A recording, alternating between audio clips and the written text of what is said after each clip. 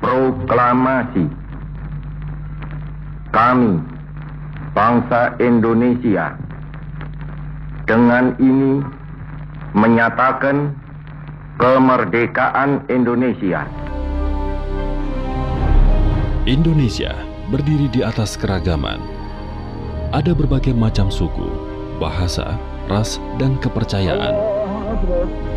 Undang-Undang Dasar sejak awal menjamin hak kebebasan beragama dan kepercayaan. Seluruh agama dan kepercayaan berhak untuk hidup dan tumbuh di tanah Indonesia dalam damai. Namun, bagaimanakah perjalanan negara ini selanjutnya? Sebagai kompensasi penghapusan Piagam Jakarta, negara membentuk institusi yang diskriminatif. Januari 1946 dibentuk Kementerian Agama.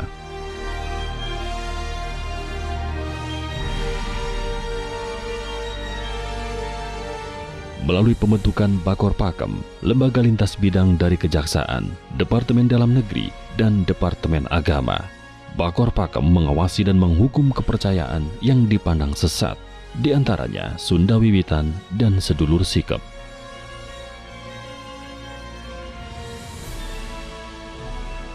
Bakor Pakem menyatakan perkawinan adat penganut Sunda Wiwitan di Kuningan tidak sah, dicap perkawinan liar.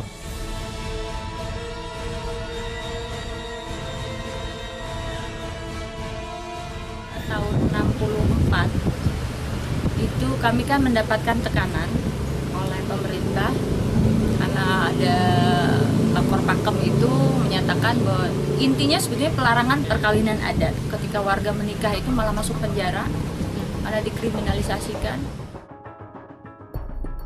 Januari 1965, Presiden Soekarno mengeluarkan Undang-Undang Nomor 1 PNPS tahun 65 yang menjadi dasar pengakuan adanya 6 agama resmi.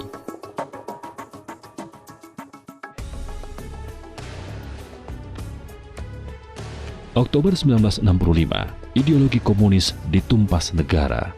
Ribuan nyawa melayang, disiksa, dan ditahan tanpa proses hukum.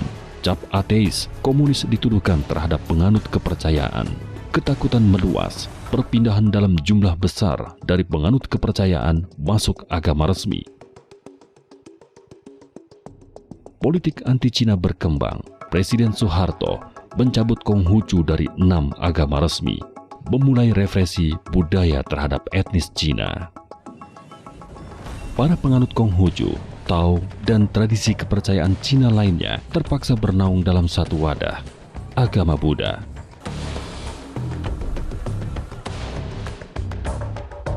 Menteri Agama dan Menteri Dalam Negeri mengeluarkan peraturan bersama yang mengatur pendirian rumah ibadah. Aturan ini mempersempit ruang gerak umat Kristiani dalam pendirian gereja. Awal kekerasan terhadap gereja. Majelis Ulama Indonesia diresmikan sebagai payung pemuka agama Islam. Pemerintah juga membentuk 4 organisasi lain bagi agama resmi. Menteri Dalam Negeri Amir Mahmud mengeluarkan surat edaran pencantuman kolom agama di KTP. Warga dipaksa memilih 5 agama resmi atau tidak memiliki identitas. Pemerintah Orde Baru menetapkan asas tunggal Pancasila. Beberapa kelompok Islam tidak setuju. Terjadi tragedi di Tanjung Priok, Jakarta. Tentara menembak ratusan demonstran pimpinan Amir Bigi. Yang mengikuti saya itu antara kira-kira 5.000 orang jemaah pada waktu itu. Sampai di depan Kapolres Tanjung Priok, saya dihadang oleh 1.000 Arhanut. Saya langsung ditembak tanpa tembakan peringatan. Jadi tembakan pertama itu tembakan di kaki saya. Nah begitu saya jatuh, udah tembakan itu kayak apa itu? Kayak orang perang aja udah tembakan itu. Ini memberondong barisan manusia segitu banyak. Tentara kembali melakukan penembakan terhadap kelompok Islam pimpinan Warsidi, kali ini di Talang Sari, Lampung. 23 orang dikriminalisasi, mengalami stigmatisasi, dikucilkan sampai sekarang. Pagi-pagi itu jam 4 pagi udah mulai dikepung. Orang nggak mengerti, tahu tembakan sudah ada.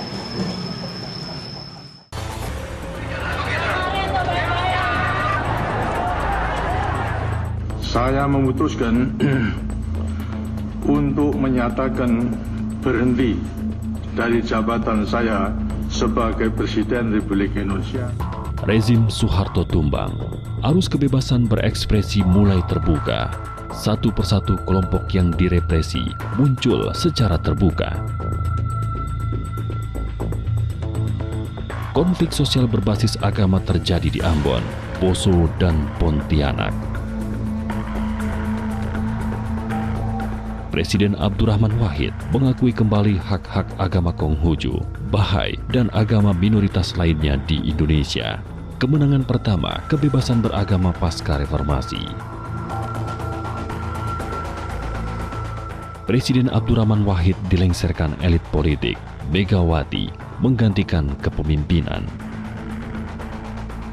Tingkat kekerasan terhadap kelompok minoritas semakin meningkat. Perkampungan Ahmadiyah di Pancor, Lombok, dan Desa Manislor, Kuningan diserang kelompok Muslim intoleran. 200 Muslim Ahmadiyah di Lombok diusir dan hidup di pengungsian.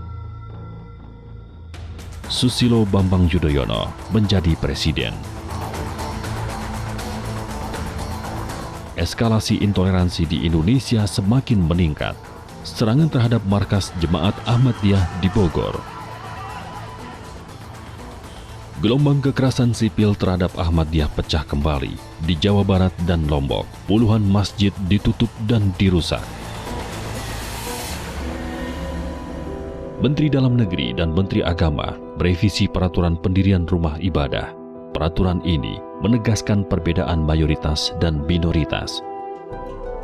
Dalam prakteknya, peraturan ini mempersulit pendirian rumah ibadah agama minoritas.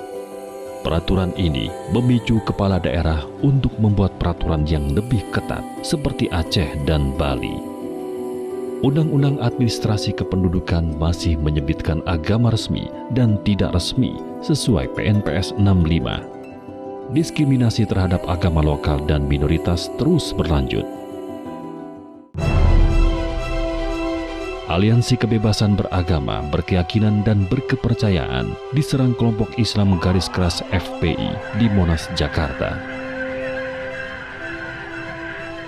Memberi peringatan dan memerintahkan kepada penganut, anggota dan atau anggota pengurus Jemaat Ahmadiyah Indonesia (JA). Selang 1 bulan, terbit surat keputusan bersama 3 menteri melarang penyebaran ajaran Ahmadiyah. Kepala daerah turut mengeluarkan kebijakan diskriminatif, di antaranya 6 provinsi. 22 kota dan kabupaten melarang Ahmadiyah.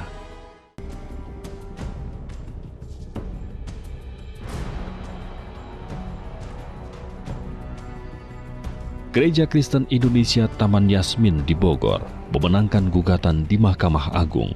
Wali Kota Bogor menolak putusan MA untuk membuka gereja. HKBP Philadelphia di Tambun, Bekasi mengalami hal yang sama. Jemaat HKBP dilarang ibadah di lokasi gereja. Warga sekitar diprovokasi melakukan penolakan.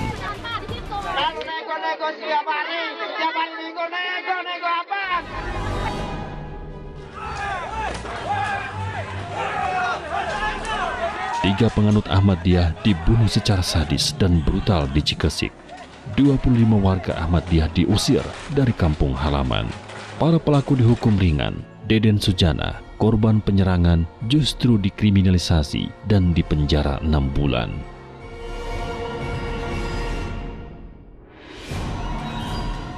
Alexander Aan, seorang PNS di Sumatera Barat, dikriminalisasi dengan tuduhan ateis karena menulis status Tuhan itu tidak ada di Facebook dan pelanggaran Undang-Undang Informasi dan Transaksi Elektronik. Satu penganut Syiah mati dibunuh dalam serangan kelompok Sunni di Sampang. Serangan ini adalah puncak dari intoleransi terhadap Syiah yang sudah dimulai sejak 2006. Penganut Syiah mengungsi ke Gor Sampang. Tajul Muluk, pemimpin lokal Syiah, dipenjara 4 tahun dengan tuduhan penodaan agama Islam. beberapa pelaku kekerasan justru bebas. Gerakan anti-Syiah terus menguat dengan pusat di Jawa Barat, Jawa Timur, dan Makassar. Meski MUI dan NU Jawa Timur mengeluarkan fatwa sesat, MUI Pusat menolak menerbitkan fatwa mengenai Syiah. Pemerintah Jawa Timur memindahkan paksa penganut Syiah Sampang ke Sidoarjo. Mereka dilarang kembali hingga sekarang. Pendeta Palti Panjaitan dikriminalkan polisi. Putusan-putusan pengadilan yang memenangkan gereja tidak dilaksanakan. GKI Yasmin mulai melakukan ibadah di depan istana setiap 2 minggu sekali. HKBP Philadelphia kemudian bergabung. Gereja HKBP Setu diruntuhkan oleh pemerintah Bekasi.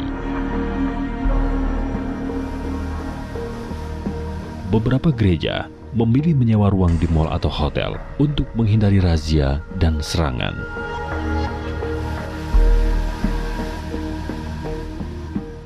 Indonesia tanah air beta, pusaka abadi nan jaya. Kekerasan atas nama agama terhadap kelompok minoritas kerap terjadi. Tindakan kekerasan dilakukan oleh kelompok intoleran, namun negara juga terlibat melalui kebijakan dan pembiaran. Kekerasan ini seharusnya tidak terjadi bila negara hadir melindungi hak warga negaranya, karena pada hakikatnya Indonesia yang merdeka lahir dari keberagaman.